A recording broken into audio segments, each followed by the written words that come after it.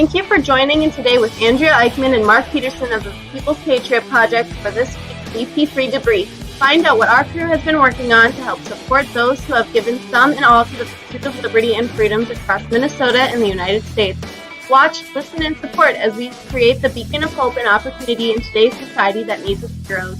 Are you a veteran, first responder, or a patriot looking for a place to put your skill set, your thoughts, and or want to help continue the mission? You have come to the right place. We are the People's Patriot Project, and we want to be the shock and awe when it comes to meeting the needs of our veterans and first responders. We are dealing with a new enemy in today's world where the wounds are not always clean. We want to be part of this mission in saving lives and making a difference. Welcome to the WeP3 Debrief. Here's Andrea and Mark letting you know the mission. And as always, Patriot Pride.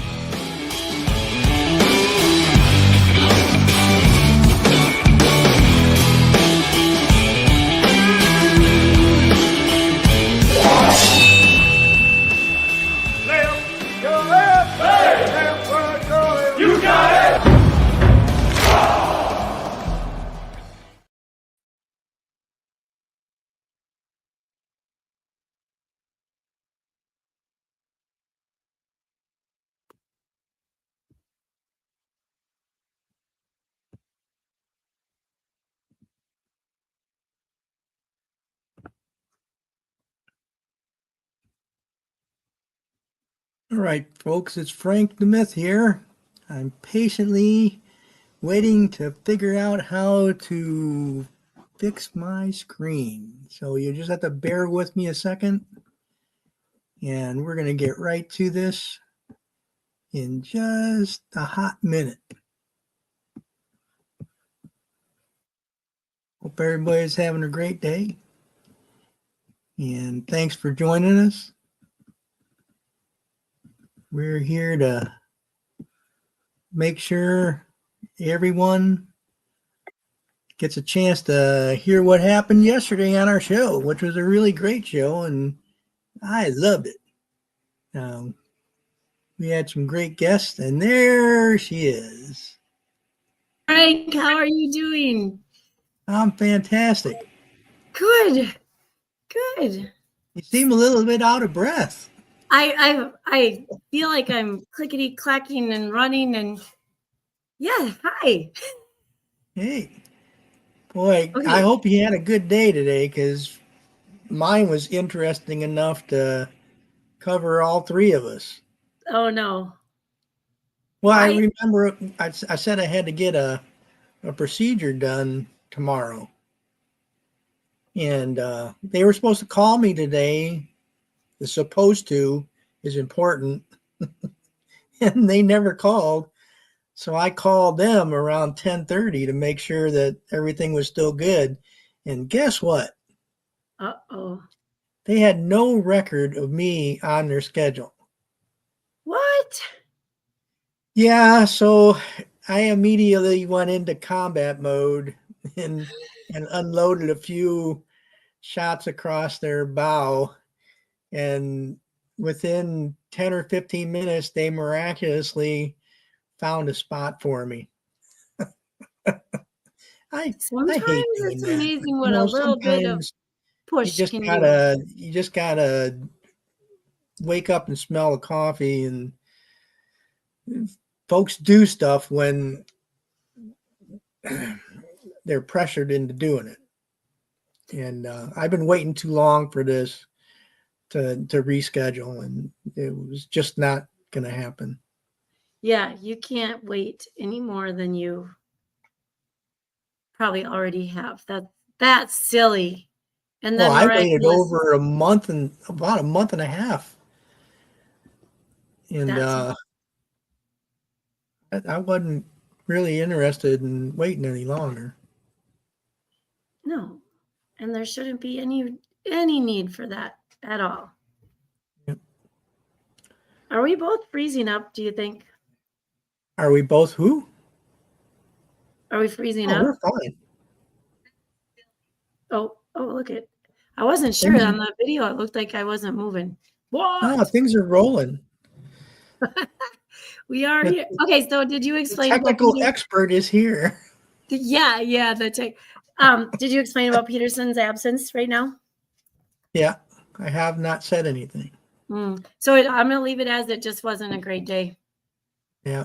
Once he got home today, it's rush, a lot of rushing, and he, Well, got home and things weren't quite the way he thought they would be. So, I don't think he'll be stopping in, and that's okay. He needs to take care of that stuff.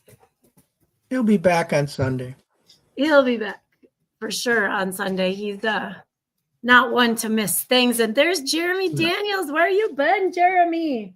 Oh my gosh. Okay, hold on. I got a muddy dog, and this is ridiculous. I don't have the patience. So there you go. He's gonna have to find a different way to do things. Sorry. Hope you Look, threw it far enough. muddy. No, he's gonna come right back and jump on the window. But he is a naughty dog. Jeremy, you need a naughty dog that has too much energy for most people. Well, it's good to have a muddy dog and an orange shirt. I'm telling you, he's a treat. He's supposed to be out front helping the Dave blow the leaves and put them together. And I don't know. I got a little grief because I rushed right past all that was going on. You remember yesterday I said there was a story behind my helmet? Yeah.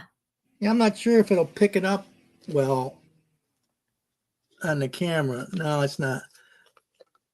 Inside of my helmet, there's a bunch of dirt and mud, which I never cleaned out.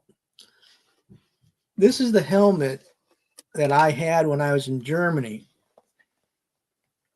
And my battery, I was a Patriot battery commander. One of the first things we did, we had what they call an AFC tachyval. And we had a Belgian senior leader. I think he was a lieutenant colonel. He came out and he was evaluating us. It's like a Allied Air Forces Central Europe tactical evaluation, and air defense was rolled into that. And so we were in the motor pool, and we had two sites, fixed sites that the other batteries were at. And so us being the motor pool battery, we had to get all of our equipment out and in place by a certain amount of time and be up and operational. So we had to send people down to the storage place with the launchers, get the missiles come out, get in place. And nobody had ever got a level 1 on that evaluation. We were the first ones, my unit, to get a level 1 on that evaluation.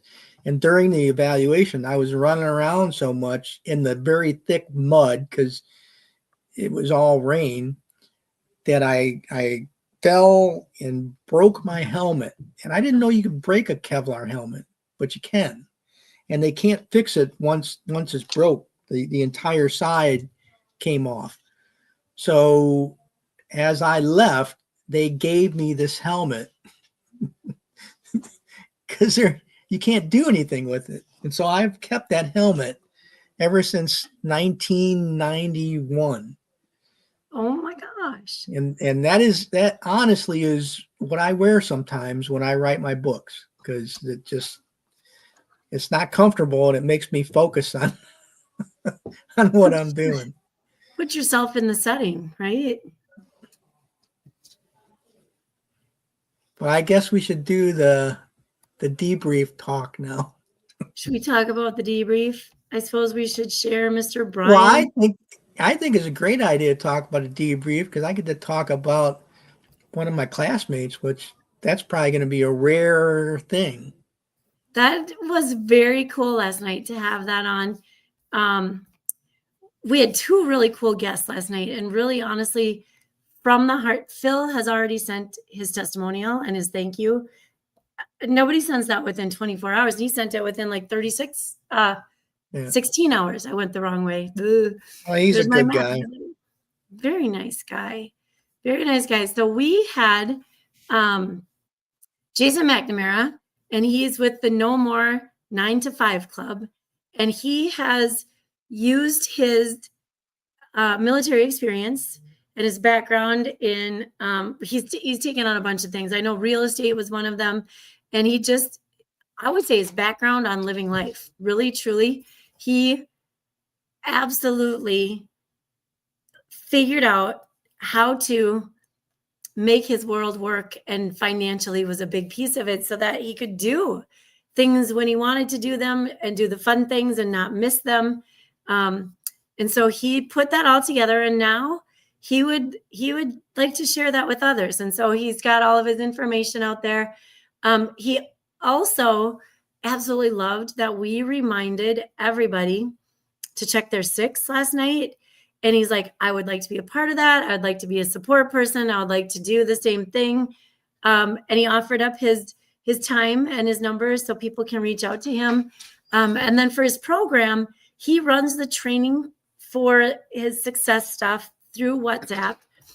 It's weird. I don't do WhatsApp much, but I did some classes with one of my businesses too. And it's a good communication tool, but I just have too many social apps and communication tools. And so I hardly ever go on there. So you have to go on, you have to join, you have to join the group. Oh, that was a big one. And he's just there. I mean, I'm going to put up his social media and his contact info, and so you can get a hold of him that way. But he just wants to be there for his brothers and sisters and be able to help and just be supportive. That's what it's all about. He's got the mindset. He really struck me as a very down to earth and intelligent individual who just knows a lot of stuff, and I think he could easily be a multi-millionaire, hundreds of million. But I think with him, he's satisfied with being at a certain level, and I think with him, it becomes more, spend time with family and do important things than try to continue to rack up additional funds, which I really appreciate in a person. That's character. You're right. He talked a lot about mental health, mindfulness, and family, a lot about family. And it does seem like he's doing it. To me, that's the right way as well. But yeah, well, there's too many people who don't have that quality and just continue to try to amass fortunes and leave important things in the dust. But absolutely, God bless him. Absolutely. Well, and then we had my classmate, Phil Beaver. My God, I don't remember him being a musical person when we were at school, but he had to have been. Otherwise, how would you get to this? And he picked 3 songs for us to play. One was called Walking on the Moon. Another one was called Suck It Up. And the other one was Comet. Now, I'll tell you which one I thought was best. And most people that know me would realize that my choice would be Suck It Up. And it was just, I thought it was one of those songs that just hit the nail right on the head. And I was amazed at how good it was, and the performers that joined, and the lyrics, and the different country singers who joined in. It was just a great idea, and I enjoyed it thoroughly.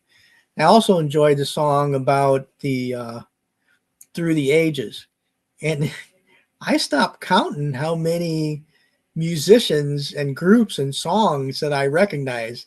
It just kept going, and it's like, wow. And some of them I had forgot, but when I saw it up there and I heard the song, it's all these bells and whistles are going off. Oh yeah, now I remember. That was a good one, and that was a good one.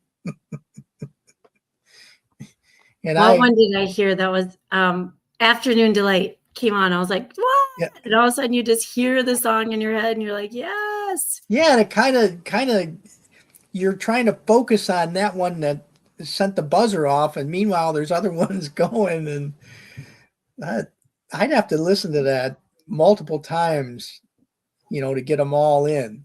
Because I was like you, I saw one, it's like, oh yeah, and then there's like two other ones went past. There's got to be more. Yeah. Well, I just wish him all the best in putting together the third album and getting it out. It sounds like it's going to be a great production. He'll figure it out. He won't not do it. He'll find a way. He'll find a way. He seemed And if pretty. I win the lottery, he won't have to worry. See, it doesn't even have to be the whole big thing. Is that drawing tonight? Tomorrow night. Yeah, Tuesday. The big one now is Mega Millions, and it's drawings on Tuesday and Friday nights. I am thinking if it's on Veterans Day, guess who it should go to? Yeah, veteran. It'd be nice to have a veteran one on Veterans Day. I gotta get my they told me when they finally told me when my procedure is, and it's at like 3:00 in the afternoon. Oh. So I'll be fasting all day. Oh, that's frustrating. You gotta I can't eat anything after midnight, and I can't have any liquids after 9:00 in the morning. So it's going to be not the best time here. I'm glad my wife and my mother-in-law will be out, because I'll probably be a little less than agreeable. And isn't it crazy? Like,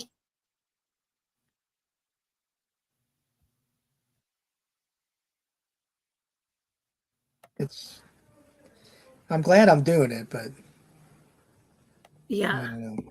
Probably if they didn't tell you couldn't eat, nobody would care, right? But then when they tell you, and then you're like, wait, oh, I can't eat until when? Well, more often than not, I don't really eat anything for breakfast, unless I know I'm going to be doing something like a run. Then I have to eat something to have energy. But I've done worse. It's only half a day, and I'll be back probably by 5 once the procedure's done and recovery's over. Then I'll probably sleep for 2 or 3 hours and have a late turkey. I'll probably eat the whole thing.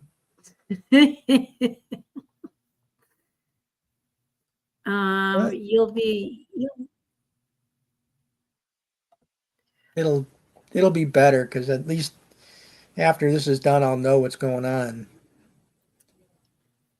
You'll be so ready to roll tomorrow night at our meeting. Yeah, Jeremy, my dad used to tell me that the only way you can't win is if you don't buy a ticket. Yeah. And he bought tickets. That was back when the lottery was $1 million. And everybody thought that was a lot. And my parents would buy a ticket it was twice a week where they did a drawing. And they never won a lot. My mom, I think, won $2,000 at one time. That was a lot back then. You could almost buy a car. Yeah. Right. But yeah, I've never won anything big, but I'll always throw my money in the kitty and see what comes out. I buy here and there. I have the cool little like Jack Pocket app on my phone. Yep. The hard part is it depends what state you're in if you can buy tickets though. Because if you don't share your location, you don't get to buy tickets. You share your location, and sometimes you still don't get to buy tickets. So Well, you know, what's really funny is when the lottery started, like I said, it was $1 million, and it didn't grow. It was always just $1 million, and either somebody won it or nobody won it, and they did it again. Now, if the lottery's not 40 or 60 million, people don't buy a ticket because it's not big enough. It makes me laugh. If I won the second place, you know, the 2 to 4 million or 5 or whatever they do, I'd be happier than a pig in mud. I mean, it's a lot of money. I could live the rest of my life without doing anything. Yeah. Pay for all my books. Yep. It wouldn't take much. We read what did we just read? Oh, we just read The Monkey's Paw in class with my 8th graders. And it's old, of course. It's all about like 1903, I think, is the setting. And their first wish, they wish for 200 pounds. And they're like, what is that? And I'm like, I don't know. It's about $50,000 in today's money. And they're like, why did they ask for so little? And I'm like, if you were listening to the story, they said, it was a fortune back then. Yeah. They're like, don't wish for, don't wish for something so huge that you're never going to get it, but wish for something that's like achievable. And so they're like, well, the note on the house would be covered. And so that would be good. You know, that makes life a lot easier. And I'm trying to explain this to 8th graders. And they're like, I don't get it. So I said, you guys, like the bane of everybody's existence is house payment or rent, right? And so that's what we struggle. We need shelter, we need food, but shelter's big. And I said, so now if your shelter is taken care of, you can put all that money towards other things. And I got that blank deer in the headlights stare like, so could you buy a new car? I'm like, I'm not talking to you. Well, it's amazing when you look back, and there's been a lot of lottery winners who ended up bankrupt with nothing. Yep. And I mean, I've got certain people that I would share with that I know already if I won. And, you know, I don't know if they won, if they'd share. That doesn't make a difference. But I have family and folks that I would share it with. And, you know, I'd love to give them a call one day and say, hey, you need to come on out to West by God, Virginia. We got some business to take care of. Yeah. Yeah. I think that's the problem. When I have money, I share it. I take care of other people. I'll never die rich because I won't take it. Oh, wow. Peterson's in the house. Look at this dude. Peterson won the lottery. I think he just told me this the other day when he was going hunting. I called him to tell him that I had a thing on Veterans Day. Nope. I called him to tell him that I got the Friday off so I can unload wreaths. That's what I called him to tell him. And he's like, I won the lottery. Tell us about it, Peterson. What did you win? I won the lottery when I married my wife. Ah, that is so sweet. That's so sweet.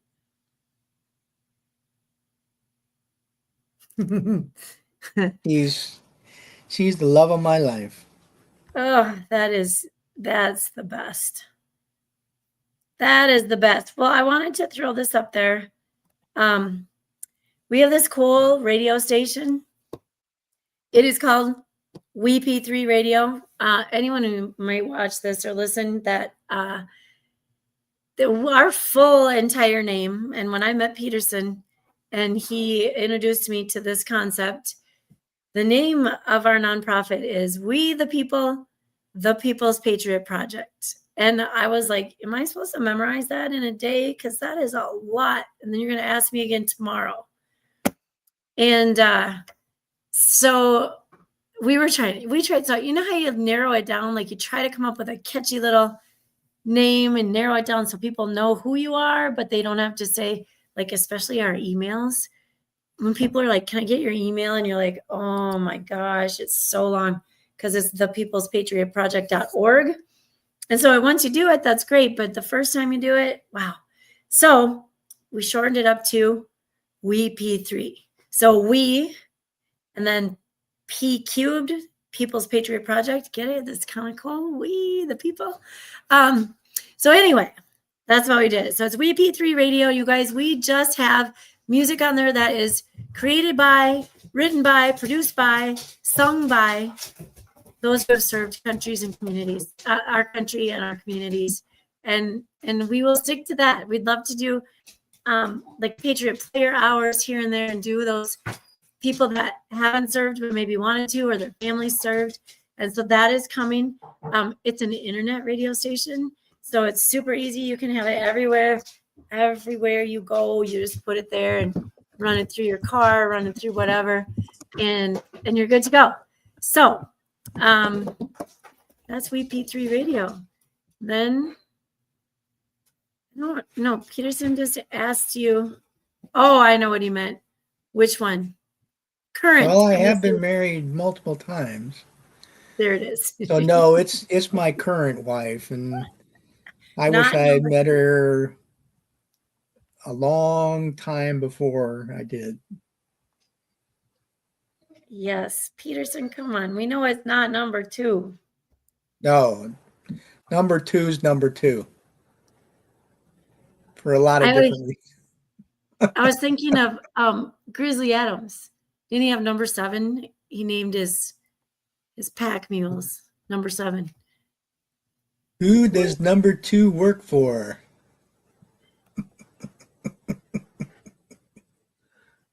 He has crabby panties on, so he can't debrief. Keep him on for a short time yet. Get things done, and then you can go back and debrief. We got it, brother. Look at how much fun we're having. Dude, we're good. I was a little bit worried. I pulled all my hair out, but You pulled all your hair out? I had to get real small tweezers because there wasn't much there anyways. But it's all good.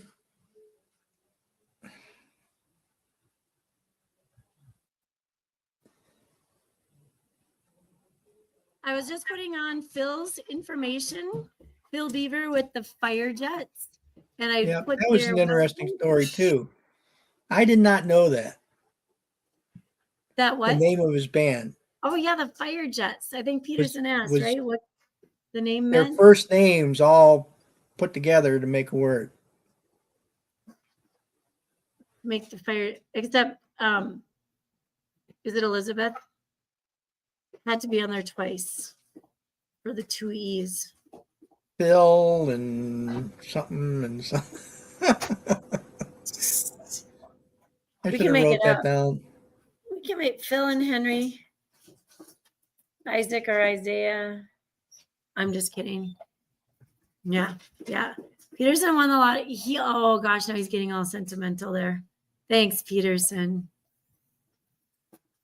It's a treat. Yeah. It's a treat. Well, what else do we? I put the radio. Well, let me just do this. Let me just put this Reads Across America. So I sent out an email to all the people that had sponsored Reads in the last couple of years. And gosh, we went up like 2,300 Reads today. So sometimes all it takes is just a prompt. And so I was like, wow, why did I wait? Why did I wait a minute to do that? And then I got some emails, like lots of them. And I just had a conversation with a person who thinks it could be done better. And I appreciate those conversations. We're up like 2,600 reads right now. I really do appreciate those conversations because how can I know? I'm not out there doing what they're doing. I'm on the backside doing what I'm doing, and it's only my third year doing it. And so I said, can you give me a call later today? I'd love to have a conversation. Well, she's just going to go buy her own wreaths at Costco because they're only $10, and they're going to just take them to a section that never gets done and put them in that section. It's the section where her family is, and that's great. That's perfect. The more wreaths, the better. I'm not going to begrudge anybody who wants to put wreaths out, but you know what dawned on me on my way home? It dawned on me that we pay for the garbage removal from the cemetery, and I'm not going to take the wreaths that are not Wreaths Across America wreaths. Yeah. So then They for gotta come selling, back and get them. yeah. So I'm going to have to send her a note, and I'm going to have to say, listen, it's much appreciated, but just know that you have to go pick up your own wreaths because we pay. That $17 a wreath is wreath removal as well. So, Yeah. Well, I haven't gotten any messages on my email about my challenge. oh, shoot, man. Still waiting for the first 100 people to jump on it and get a book. Now the money that people pay for the wreaths, Yes. Maybe I shouldn't ask, but Oh, no, is you that can a ask. tax deductible donation or just it Yes. is? Yep. Okay. So Wreaths Across America is a 501c3. I have gone and found their number before. I don't remember what page it's on right now. I have it on a worksheet as well, but it is a 501c3, so you can deduct your $17 or times however many. If you give 100 wreaths, you get $1,700, right? So that can go on your tax deduction. Well, I should have some takers then on my challenge because you're basically just accumulating $170 for your taxes for a donation, and you're getting my book for free. Yeah. My God. You're ahead. It's like giving them money. Yeah. Like giving them free money. We got Peggy and Bobby Kretzinger here. They are, let me just throw, if they're still watching, I hope they're still watching, but give me a minute to manage the,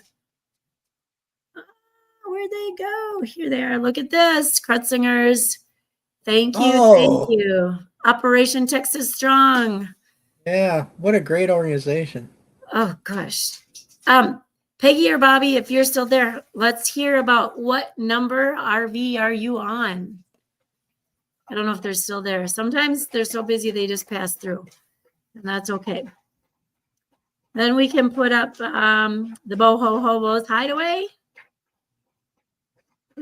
And we already did a little thing with Brian Kenzer and Smart Living. And we got to throw out a big thanks to these guys right here. Business Growth Engine. Man, we have a new website. We have a new app. We have all kinds of cool stuff happening in the background. That, just hang on to your pants. We are going to be flying pretty soon. Moving Tree Media helps us with a lot of digital things that we do, like the shorts. What do they call those? Stories, reels, and shorts, I think they're called on YouTube. So that is Luke. Thank you, Luke. And then we've got Reads Across America Radio. And they run our radio station that you can go listen to. Oops, I left the page. All righty, there we go. How is that? So yeah, tons of good stuff going on out there. Yeah. Tons of good stuff. So Reads Across America. Feel free to donate a wreath out there, kiddos. I seriously was watching it today. It went up. Like at one point I texted it was 6,021. The next time I went, it was 689 or 6,899. Now we're almost at 8,000. So it's just ticking up. your tax deductible wreath donation. Donation for a wreath. How do you like that? How long does this go through that people can donate? This is November 28th is the last guaranteed day. So if you want to make sure that it turns out this year, you have to have it in by then for the cemetery that it's going to. Some will still get there, but they won't be guaranteed. So the 28th of November, is that the day after Thanksgiving? Well, I might have to modify my challenge a little bit. Pick up the pace. If I understand that there's not everybody can pick up 10. There's a lot of folks out there that are doing what they can to get 1 or 2. I'm going to come up with something. Maybe if someone just buys a wreath, I can work out a pretty good discount if they'd like a book. That would work. I did talk to a really nice lady today too, who she lives in the South, but she has family. I think she had 3 family and 1 good friend at Fort Snelling. And then she's got a nephew, I think, in Hudson, which is just right across the river. And super nice. And she's like, what do you need for wreaths, honey? What do you need to do? And I'm like, need a lot. But I was just teaching her how to do the grave specific. And so she said, you know what, $17, that's like 2 drinks at Starbucks. You can give that up a couple times if you need to. And I'm like, I love the way you're thinking. You can do that. That's like 1 meal at Five Guys. Yeah. See, it's a case of beer. Those of you that drink beer, it could be a 12-pack for some of the kinds of beer that people drink. I don't know. But all right, I gotta let my dogs out again. Frank, are we ready to sign off? Or whatever. We didn't say who we're having on next week. This is here we go. We have got Josh Holm. He's been with us before. He's from Steel Hope organization down in Texas. Well, the page is on there. He's a great guy. I gotta think what he has. Like, I have to blur. Hang on. There we go. I got help. There we go. Thank you. Steel Hope organization. See those braces on his legs? He was like paralyzed, and now he can walk. He does push-ups. He's got his resort thing. It's like a farm that he built, a new place. I don't want to give it all away because he's going to tell us. It's amazing. And he just had a great big event a couple months ago. And then we've got Chuck Brasino, who comes from Operation Encore.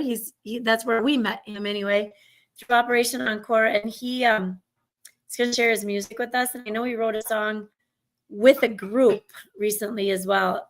I just, like I say, I don't want to take it away. So I'm going to let you guys come in.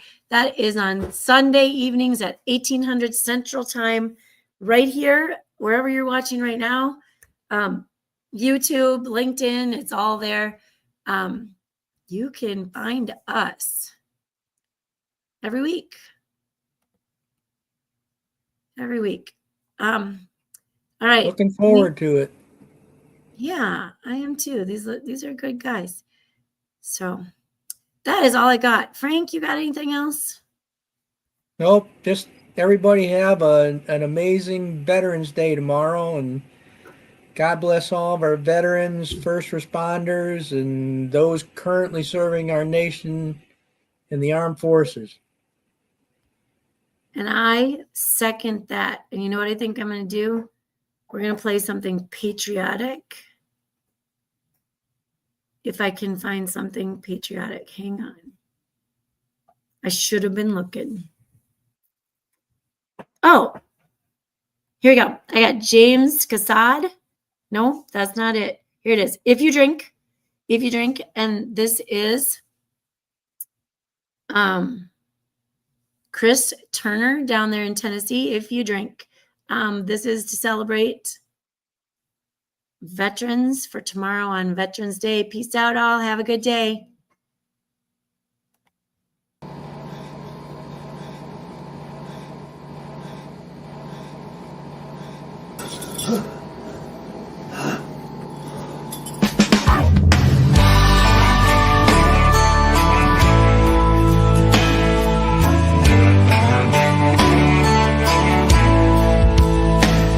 He was driving somewhere between Gallup and Winslow on an old stretch of Route 66. At the end of his rope, looking for hope, but he found this old bar here instead. The neon was dusty, the door hinges rusty, on the window a handwritten sign. Between the Paps and the Coors and the two swinging doors, faded words, but he read them just fine. If you cheat, hope it's death that you're cheating. If you lie, lie with someone you love. If you fight, do it for the right reason. If you drink, then come drink one with us.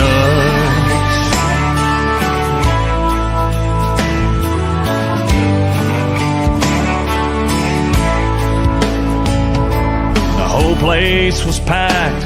Waitress waved him on back, set him up on the last stool. She said, man, I can tell you've been going through hell. Well, we've all come out of there too, and we live by our own golden rule. If you cheat, hope it's death that you're cheating. If you lie, lie with someone you love. If you fight, do it for the right reasons. If you drink, then come drink one with us.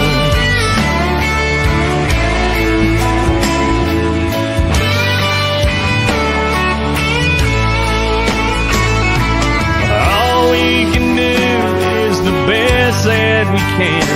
So we're all sinners, forgivers, and friends. If you cheat, hope it's death that you're cheating. If you lie, lie with someone you love. If you fight, do it for the right reasons. If you drink, then come drink one with us. If you drink, then come drink one with us. Drink one with us.